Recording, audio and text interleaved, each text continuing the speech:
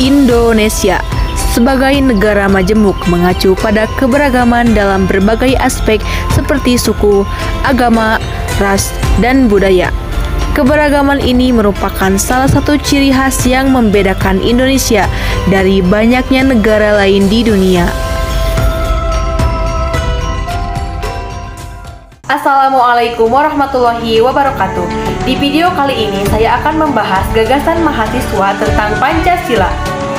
Pancasila merupakan ideologi negara Indonesia yang menjadi sumber nilai kehidupan berbangsa dan bernegara. Pancasila mencakup nilai-nilai yang bersifat universal seperti kemanusiaan, keadilan, dan persatuan. Atau dikatakan juga, Pancasila merupakan sistem nilai yang mencakup 5 prinsip dasar, yaitu ketuhanan, kemanusiaan, persatuan, kerakyatan, dan keadilan. Atau dikatakan juga, Pancasila itu sebagai way of life atau jalan hidup.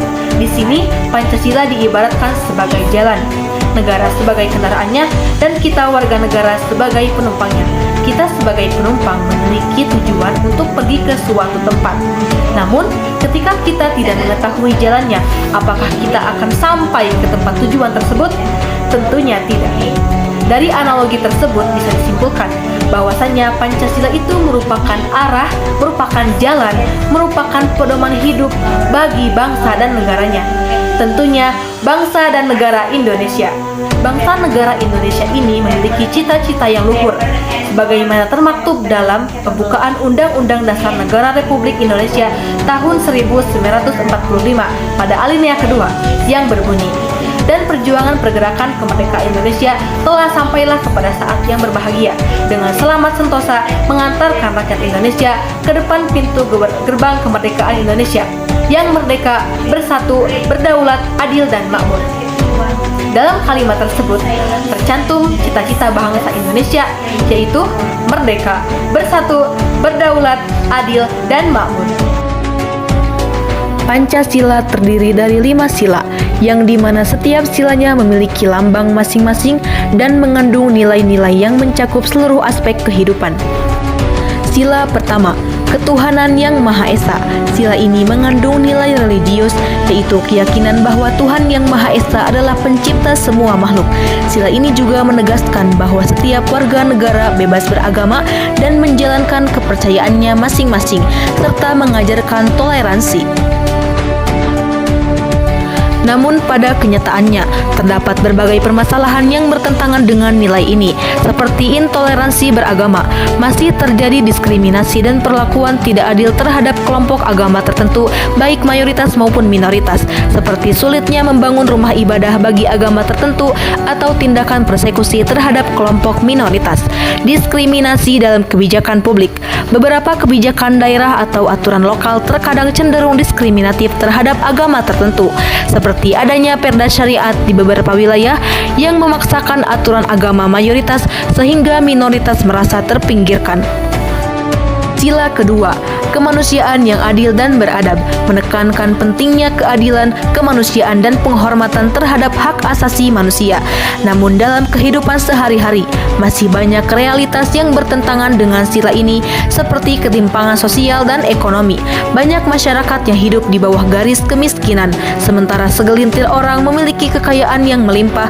Ketimpangan ini menunjukkan tidak adanya keadilan sosial, korupsi, dan penyalahgunaan kekuasaan. Korupsi yang merajalela di berbagai tingkat pemerintahan menunjukkan kurangnya tanggung jawab dan moral, kepedulian terhadap kesejahteraan masyarakat. Uang yang seharusnya digunakan untuk kepentingan publik malah dinikmati oleh segelintir orang. Sila ketiga, persatuan Indonesia, menekankan pentingnya persatuan dan kesatuan bangsa di tengah keragaman suku, agama, ras, dan budaya.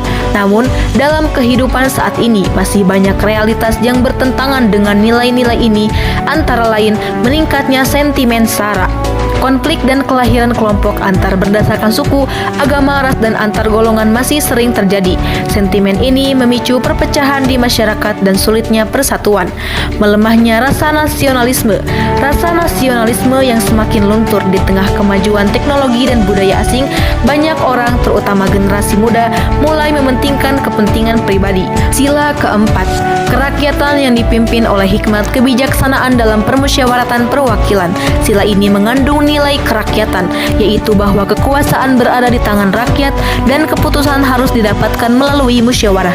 Namun pada realitanya, praktik korupsi yang masih marak di kalangan pejabat publik, baik di tingkat pusat maupun daerah, menunjukkan bahwa keputusan-keputusan yang diambil lebih sering didorong oleh kepentingan pribadi atau golongan, bukan untuk kepentingan rakyat.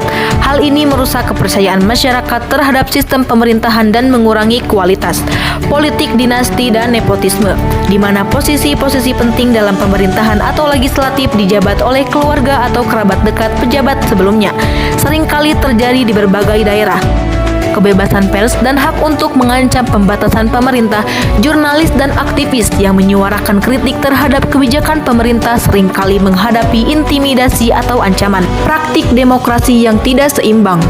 Meskipun Indonesia menganut sistem demokrasi, dalam praktiknya tidak semua warga negara memiliki akses yang setara untuk berpartisipasi dalam proses politik. Sila kelima, keadilan sosial bagi seluruh rakyat Indonesia. Seluruh masyarakat Indonesia berhak mendapatkan keadilan tanpa dibeda-bedakan latar belakangnya. Namun pada realitanya, akses pendidikan yang tidak merata, ketimpangan antara daerah perkotaan dan pedesaan sangat terasa di sektor pendidikan. Di kota besar seperti Jakarta, Surabaya, dan Yogyakarta, kualitas pendidikan jauh lebih baik dengan fasilitas yang lengkap, guru yang berkualitas, dan akses ke berbagai sumber belajar yang lebih mudah. Namun di daerah terpencil dan perbatasan seperti di Papua, Nusa Tenggara Timur, atau daerah pedalaman Kalimantan, kondisi sekolah jauh dari ideal. Banyak sekolah yang kekurangan fasilitas dasar seperti ruang kelas yang layak, buku pelajaran, dan akses internet untuk pembelajaran. Korupsi di kalangan penegak hukum. Korupsi yang terjadi di tubuh lembaga-lembaga penegak hukum seperti kepolisian, kejaksaan, dan pengadilan adalah salah satu bentuk ketidakadilan yang serius. Penegak hukum yang seharusnya melindungi masyarakat malah terkadang memanfaatkannya untuk kepentingan pribadi. Negara Indonesia memang sudah merdeka dari penjajahan, namun kita belum mencapai kemerdekaan yang sebenar-benarnya dalam seluruh aspek kehidupan lainnya, karena nilai-nilai Pancasila seperti toleransi, keadilan, persatuan, demokrasi, dan kesejahteraan sosial masih sering bertentangan dengan realita kehidupan saat ini. Pelanggaran seperti intoleransi, pelanggaran HAM, konflik sosial, ketidakadilan politik, dan kesenjangan ekonomi menjadi tantangan utama dalam penerapan Pancasila. Pancasila ini merupakan ideologi, pegangan hidup, jalan hidup, tapi mengapa masih banyak rakyat Indonesia, baik di kalangan masyarakat sekaligus para pejabatnya, yang masih melenceng perilakunya dari nilai-nilai Pancasila? Namun di samping realita yang bertentangan tersebut, ada solusi yang bisa kita terapkan dalam kehidupan untuk mengembalikan nilai-nilai Pancasila.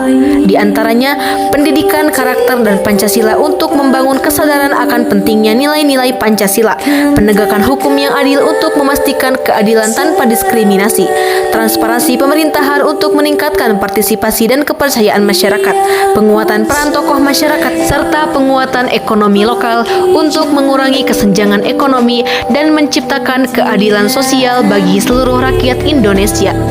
Sekian dari saya. Wassalamualaikum warahmatullahi wabarakatuh.